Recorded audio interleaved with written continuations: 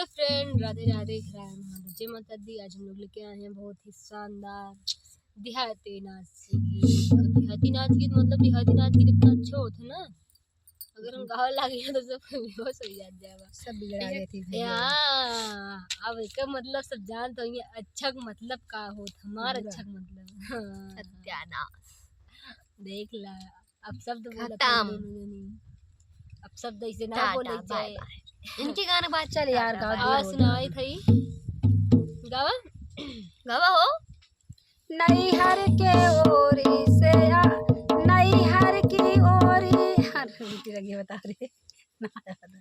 बता कम से कम अगर न गावा का तो ठीक हुई तो नई हर की ओर आया राजा बड़ा निकला गए, नई हर ओरी आया राजा बड़ा निकला गए, नई हर ओरी आया राजा बड़ा निकला भुला जाती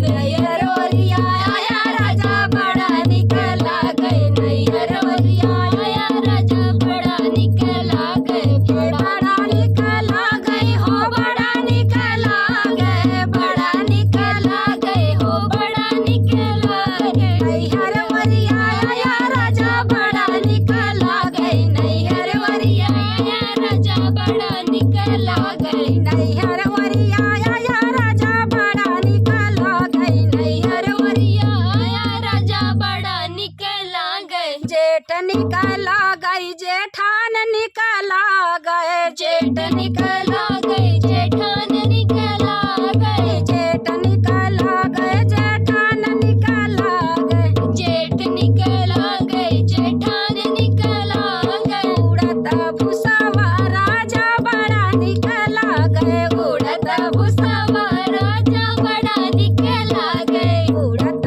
भूसावा राजा बड़ा निकला गए, उड़त भूसावा राजा बड़ा निकला गए, उड़त भूसावा राजा बड़ा निकला गए, उड़त भूसावा राजा बड़ा निकला गए, नैहर नगरी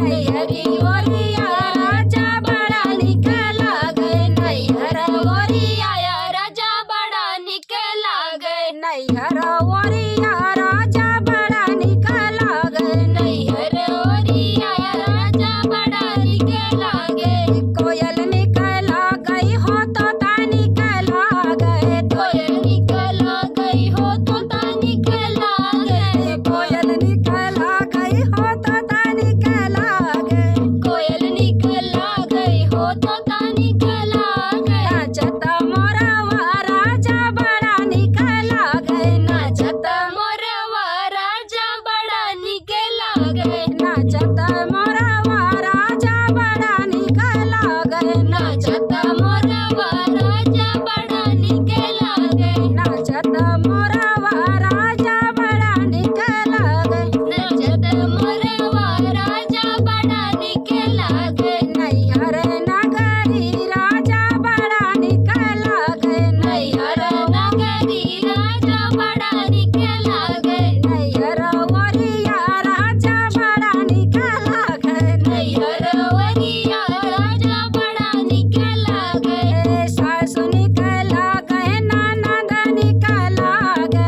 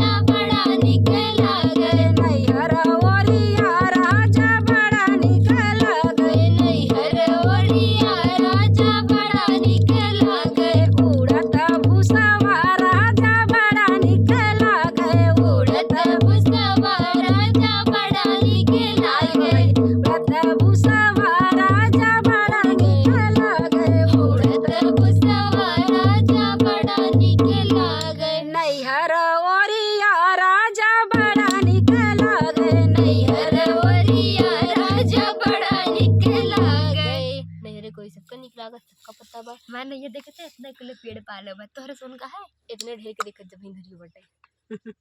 ए तरीकी हरी भुसु उड़त देखो देखो ना देखो देखो ऊपर ये देखो हरी भुसु उड़त पहचान के बा बताओ भैया किस चीज का पेड़ है, कमेंट में जरूर लिखा। और फिर मिलेंगे आप सबको नेक्स्ट वीडियो में, तब तक के लिए बाय बाय। हमने देवरो खड़ा है उनके देवरों खड़ा है अरे सब इनके सब लकी डारत है बेचारू ही शर्मा था खड़ा हुई अरे वो का करत है मारे